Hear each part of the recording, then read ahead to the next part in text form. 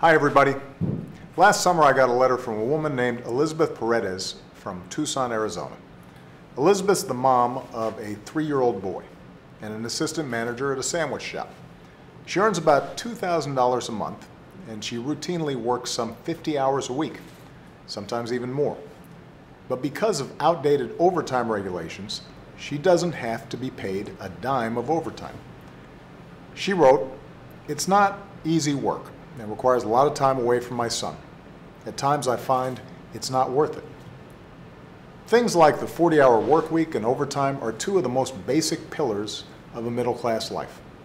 But for all the changes we've seen in our economy, our overtime rules have only been updated once since the 1970s, just once. In fact, 40 years ago, more than 60% of workers were eligible for overtime based on their salaries. But today that number is down to 7%.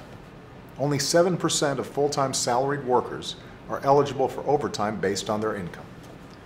That's why this week, my administration took a step to help more workers get the overtime pay they've earned.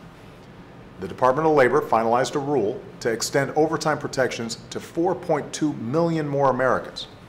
It's a move that will boost wages for working Americans by $12 billion over the next 10 years. We're more than doubling the overtime salary threshold. And what that means is most salaried workers who earn less than about $47,500 a year will qualify for overtime. Or their employers can choose to give them a raise so that they earn more than $47,500. Or if employers don't want to raise wages, they can let them go home after 40 hours and see their families or train for new jobs. Any way you slice it, it's a win for working families.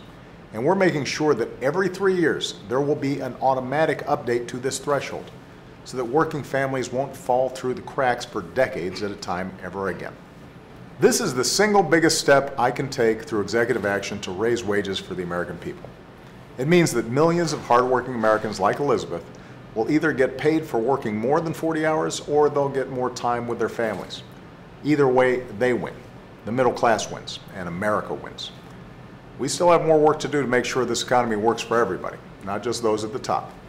That's why I'll never stop fighting for as long as I hold this office to restore the sense that in America, hard work should be rewarded with the chance to get ahead. Thanks, everybody, and have a great weekend.